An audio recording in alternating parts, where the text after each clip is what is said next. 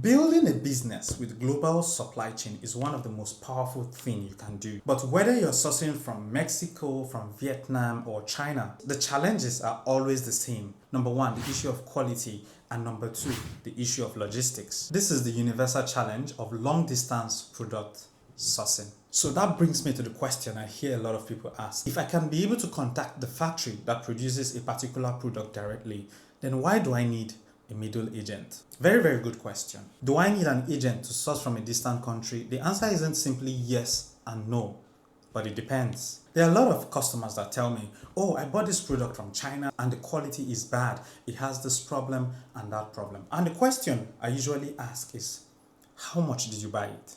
In China, there's a saying, 一分钱,一分货, which means whatever product you buy, the quality depends on the price you bought it. If you bought something very cheap, you can guarantee that the quality wouldn't be very good. You cannot compare the quality of product you bought for $1 and the same product you bought for $10. They are not the same. There's one thing I've noticed about customers all over the world. People are the same. Everybody wants good quality, but for a cheap price. There's no such thing. Just have that at the back of your mind. So next time you try to purchase something from 10,000 miles away, just remember that what you have done, it's like trying to manage a construction project for a house you are building in another country without a foreman that you trust. So when next you want to buy a product because it is cheap, then you have to define what cheap means. If it is ridiculously cheap, then be sure you're not buying the quality you're looking for. But if the price is a little deviation from what you find in the market, then there's a possibility of buying the product you're looking for. I mean, that doesn't mean that you are still buying the product you're looking for, because there are people who would give you the substandard product for the price of the original product, if you get what I'm saying. For most countries that do production, like China, Vietnam, and some other countries like that, let me give you an example. If the people who made these headphones made them for $10, you go to these manufacturers and say, I want these headphones for the cost of $5. Of course, you're going to find a factory that makes it for you for $5. If you want this to cost $2, you're going to find a factory that makes it for $2. But don't you dare compare the one that is made for $10 and the one that is made for $2. If the one that costs $2 are as good as the one for $10, why do these people not just go and make the one for $2? Oh yeah, you get my point. So 一分钱,一分货 is trying to tell you that whatever amount you spend is the quality you get. So do you need a middle agent? If you can be able to come to China by yourself and look at the product, then fine. Otherwise, you need a middle agent. This middle agent doesn't have to be me. I'm just saying you need a middle agent to be able to verify the quality of the product you're looking for. Why else do you need a middle agent? Number two, logistics. This is one of the most difficult problems all over the world. International shipping, customs, and tariffs are a problem in any part of the world. Now add language barrier and time zone to the problem. It's never easy. A simple problem can take a week or weeks to resolve. This is the reason why you need people on ground.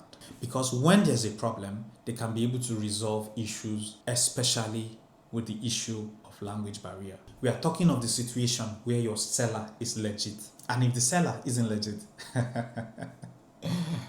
sorry. A good agent isn't just a bodyguard protecting you from bad suppliers, but they help with efficiency between both sides. So the seller and the buyer both wins. So they prevent misunderstanding, build stronger relationship, make the relationship profitable. It's as simple as that. Now, a good agent should be able to understand the way the business is done in that country and the model for which these people do their business, and then communicate all of this to you in a way you understand. They should also be able to communicate the method to which people from other countries do business and communicate this to the factory. So in this way, everybody is relaxed and business goes smoothly. So for people who ask me, I've never bought something from another country to ship into my country, what do I need to do? So let's just assume you have contacted a supplier.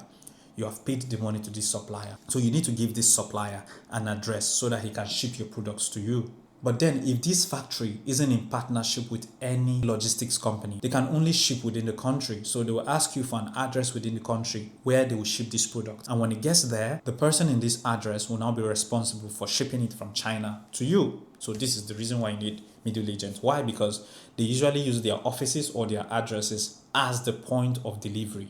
So when this factory delivers it to this agent have partnership with a lot of logistic company which will now be responsible for shipping it to your country. But that's not all. When it gets to your country, somebody needs to take care of the tax, which is the reason why the logistics that is being used by these people also take care of the tax when it gets to your country before the products can now be sent to you. So you have 3 or 4 places to spend your money. First, you pay for the product. Second, you pay for the shipping from that country to your country.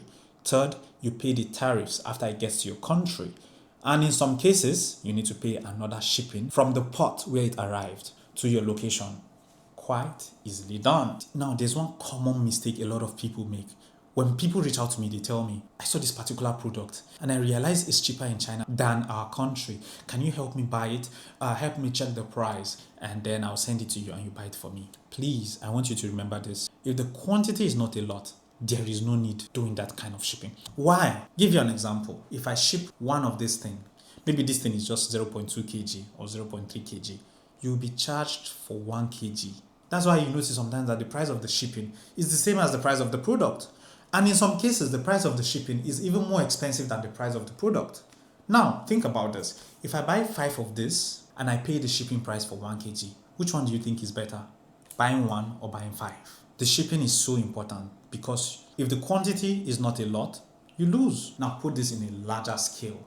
If you're buying 10 of this, and somebody who buys 1,000 of it, who do you think makes the most profit? Now, when this person who buys it in a larger scale takes it to your country, he can be able to sell his own for a lower price. And you can't compete with him because you only bought 10 and you cannot get back your profit. That's why most business people sell for the price that you do not understand. They usually buy tens of thousands of copies of those products. Why you just buy 10 or 50 of it? It's not the same. There's definitely a difference. So if you're planning to start a business and you don't have the finance to do that kind of large-scale business, what do? It may and might not work, but you can try this. So let's assume you want to do the business of this, and you know 2 or 3 other people who might be interested in doing this business. So I need 100, maybe the other person needs 100, another person needs 200. You guys can put hands together and buy 500. And then when it's shipped into the country, you split the bill, you save on cost of shipping, and it reduces the stress on one person. Otherwise, it's not worth it. I've said a lot and I'm hoping you're not offended, but for now, 再见.